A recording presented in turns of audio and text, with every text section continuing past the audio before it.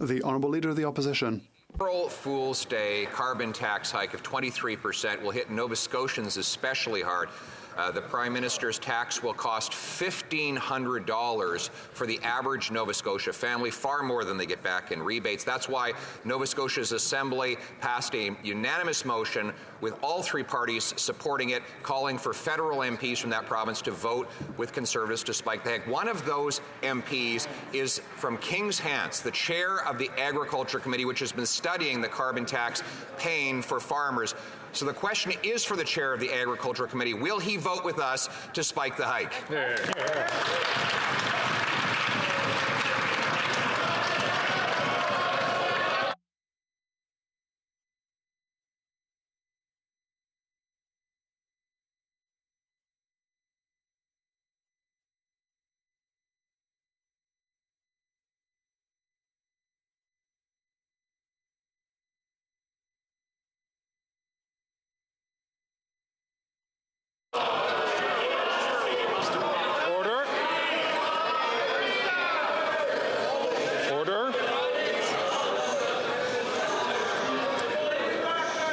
So, colleagues, of course, questions can be asked of the government regarding administrative issues of the government, and of course to committee chairs. It's important for Canadians to understand, though, that when questions are asked of committee chairs, it has to be regarding stuff that has committee business that's before the committee right now. And so, in consultation, we realize that that isn't the issue that is here before. So I see that the Honourable Minister for Housing is rising on his feet. Thank you, Mr. Speaker. And look, what the honourable member is actually suggesting is false. We have real-world data to demonstrate in provinces where the system actually applies, families receive hundreds of dollars more each year than they pay in fuel charges. The Conservatives pretend to care about affordability, yet they oppose measures to put more money in the pockets of families. They pretend to care about affordability, but they oppose measures that protect seniors' pensions. They pretend to care about affordability, but they vote against measures to remove the interest on Canada's student loans. Mr. Speaker, we will do everything we can to make life more affordable, including putting more money in the pockets of families while we fight climate change at the same time. The Honourable Leader of the Opposition. Well, that parliamentary censorship proves everything you need to know about this and everything else in this government. Right. I asked a question of the member for King's Hants, the chair of the Agriculture Committee, who's now studying the painful impacts of the carbon tax, and the front bench here shut him down, told them to sit down and shut up because they had a better mouthpiece for the PMO who would stand and speak in his stead. Mr. Speaker, the question is for the member for King's Hants, the chair of the Agriculture Committee. His committee studying how the carbon tax hurts farmers. Will he vote to spike the hike?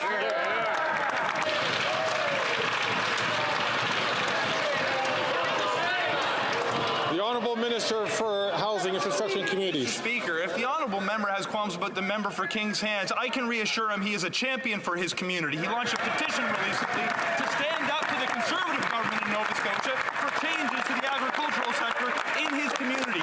Every time the Conservatives ask a question about the environment, it's to find out ways that they can do less. The member for Renfrew, Nipissing, Pembroke has suggested flooding in the Ottawa River was a result of regulations that were not in place. The member from Caribou, Prince George, has suggested climate change is not a result of industrial pollution, but of more body heat from a growing population. The member from Red Deer Lacombe visited school kids to say carbon dioxide was plant food. Mr. Speaker, this...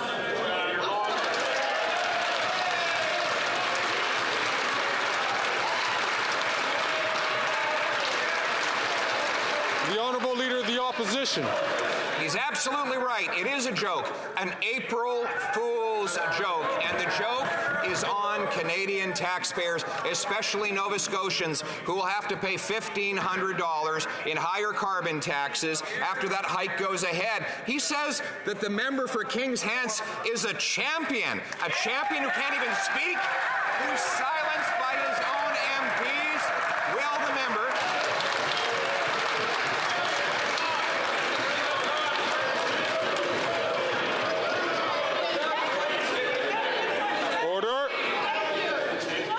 The Honourable Leader of the Opposition has 10 seconds left on the clock. Will the censored champion break his silence and tell us, will he vote for his constituents to spike the hike, or will he rip them off on April Fool's Day? The Honourable Minister for Housing, Infrastructure and Communities. Speaker, the Conservatives want to peddle false information to trick Canadians into voting for them. The reality, proven not by projections, but by real-world data, is that people who live in my province receive more money every year from the rebates that they receive than the fuel charge that they pay.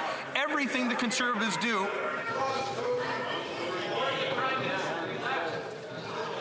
Order. The Honourable Minister has 15 seconds left on the clock.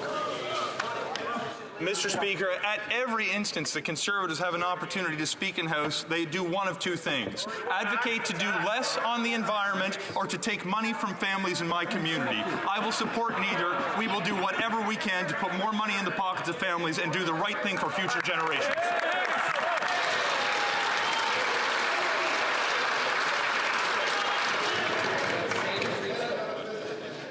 Order. The Honourable Leader of the Opposition. Mr. Speaker, the question was for the silent member from King's Hants. He is asked to explain how he's voting for a carbon tax of $1,500 per family that only pays back $963 in rebates.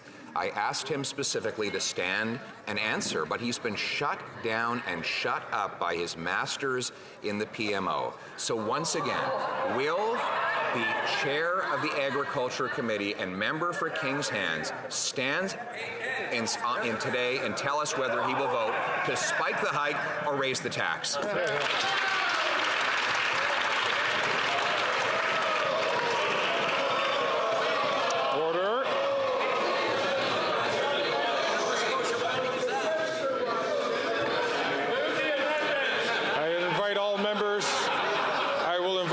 To please listen to their House Leader and the House Leader teams. The Honourable Government House Leader. Thank you, Mr. Speaker. And the Leader of the Opposition knows full well the rules of this place and knows full well that members on this side are proud and pleased to defend the initiatives and the affordability measures.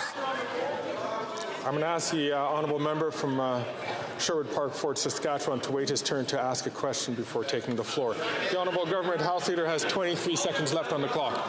The Leader knows the rules of this place and knows that on this side of the House we're pleased and proud to speak to the affordability measures and the things that we're putting in place to make life more affordable for Canadians. But while we're on this theme, I have a question for the member of the Defence Committee from Selkirk Interlake. Why did he sell out the people of Ukraine in voting against the free trade arrangement?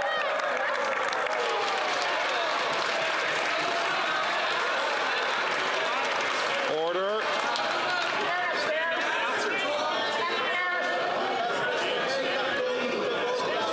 Order.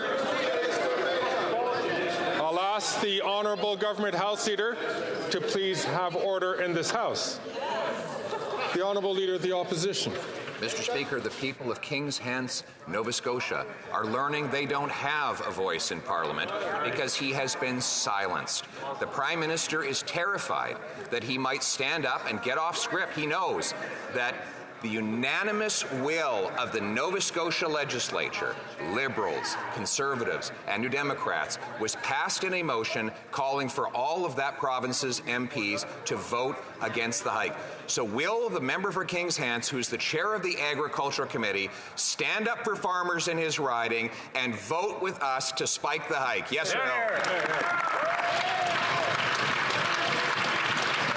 The Honourable Deputy Prime Minister and Minister of Finance. Mr. Speaker, the member for King's Hants stands up for farmers, stands up for his constituents, stands up for the people of Nova Scotia, and stands up for the people of Canada every single day.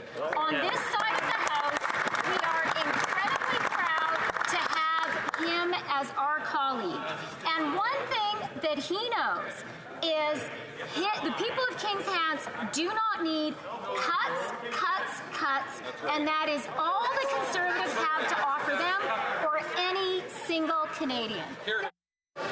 The Honourable Leader of the Opposition. Mr. Speaker, the member for King's Hants is in the witness protection program today.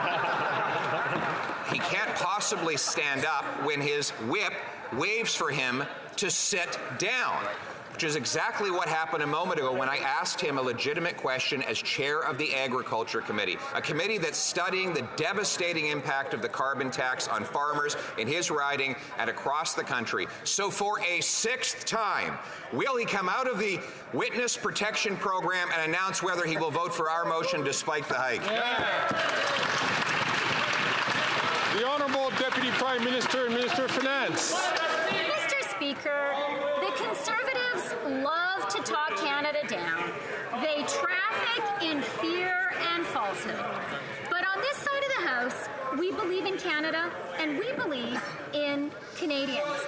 And that's why I am so glad to share some good news with the members of this House.